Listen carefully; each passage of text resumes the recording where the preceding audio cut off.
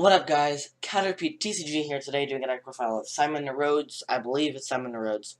Sylveon deck from Portland Regionals. I believe he top 8'd. I know he at least made day 2. So congrats for that. And yeah. Sylveon is a deck that I've been a pretty big fan of this season. When it first came out, I was one of the few people that said it was bad. And always said it was bad. And then, I got sort of in the hang of it, and I sort of liked it. And yeah, so for Eevee, you want to use the Energy Evolution Eevee. It's honestly, if you don't have these Eevees, it's not worth playing because it's bad if you don't have these Eevees. The Eevees allow you to evolve without having the Ultra Ball or anything. Just with the Fairy Energy, and then if you go second, you can automatically use Magical Ribbon on your first turn. 3 Sylveon GX. This is a pretty well-rounded card. You can use Fairy Wind if you are desperate to take a knockout, which is a pretty bad idea. Magical Ribbon goes ahead and gives you 3 cards from your deck and put them in your hand. Any 3 cards. So you want to get your Crushing Hammers, your Flare Grunts, your Lusamines, Enhanced Hammers, Max Potions, Energies, whatever you need, Gardevoir pieces, to be able to start milling them. And then also Plumeria GX is good because it sort of blocks your opponent from setting up. So that's good. There's a 101 Gardevoir line, and then there's also a rare candy in here, of course. This is because, well, Twilight's not bad if you need to shuffle some of your resources back into your deck. But also, a lot of the decks that you have trouble with are ones that can attach a lot of energies per turn, like Buzzwole and Bulu. So Infinite Force is a way of combating that, especially against Bulu. Against Buzzwole, it's not that great, unless you can get Gardevoir into play very fast. But that's really it. One Hoopa is sort of another way of combating those decks. Also, it's just a pretty good wall. One thing is Oranguru is a pretty big thing that can make this deck almost unusable because they just keep shuffling back resources. One thing that separates this deck from other mill decks that are just like 1 electric energy or whatever, or no energies, is that you do play a lot, so you can use Fairy Wind to knock out their Oranguru. And I believe it is a 2-shot, which sucks. But if you need to, you can knock out their Oranguru. And sometimes you'll need to do it multiple times and keep knocking it out. But whatever works. So then 14 Flare Grunt is a big staple in mill decks. Because if your opponent can't attach an energy or multiple energies every turn, they really can't do anything because you just team Flare Grunt. Next turn, Lusamine for a Flare Grunt Lusamine, and then keep doing that cycle infinitely because of your 2 Lusamines. So with Lusamine, you can get back 1 supporter or stadium card and another Lusamine, and you can keep doing that over and over and over again.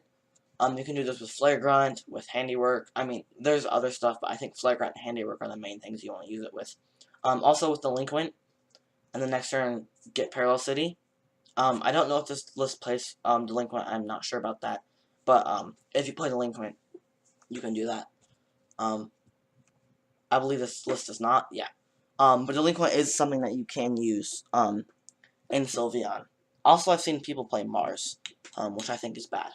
But 2 Acerolas to heal your Sylveons, to be able to keep continuously playing them and cycling them so that they don't take knockouts, because knocking Sylveons out is pretty bad. That's kind of what you want to avoid. 1 Gladion in case something vital like Lusamine is prized, so that you can do your cycle. 1 Guzma just to make your opponent switch. This is not something I use a lot. You don't normally want to bench anything when you're playing this deck unless you want to bench a Ralts if you absolutely need it. So Guzma can, it doesn't make you switch unless you're bad. and you keep benching things.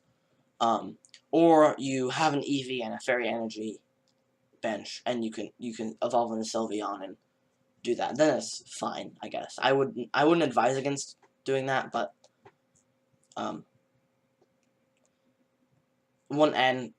just a little bit of drop support, and disruption, it's pretty decent. One handiwork to make your opponent mill. If they're just like draw passing or whatever, and like you go first, it can be a pretty big problem without handiwork because you're gonna run out of cards before them. But being able to use handiwork over and over again with Lusamine is perfect, and it makes it so that just draw passing a bunch doesn't make you automatically lose. And then one Plumeria, because sometimes they'll just like stick something random in the active until they can get something huge powered up. So you can Plumeria them and slowly discard their energies from their bench, because Team Flagrant can't hit the bench. And then one Parallel to stop damage output from multiple decks. It targets Zoroark decks, it targets Greninja, it targets what is it called? Ghost decks, it targets Volcanion, because it not only has the limit to 3 bench side, but it also has the limit the damage of grass, fire, and water Pokemon side. And neither of those sides really hurt you. You shouldn't have more than 1 bench Pokemon, typically, with this deck.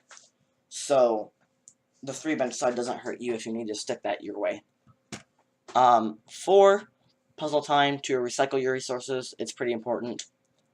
4, max potion, so that you can continuously heal your Sylveons, because if they can't one-shot it, then they have a while before they'll be able to kill it. 4 nest balls, because you really need to get your Eevees and sometimes your Hoopa and Ralts out. One thing that this deck struggles with is if you start Ralts or Hoopa, it's really hard to come back. So that's a big problem. But 4 Crushing Hammer to it's sort of like Plumeria, but it's an item card. It's not as reliable because you have to flip a coin for it, but it's still nice.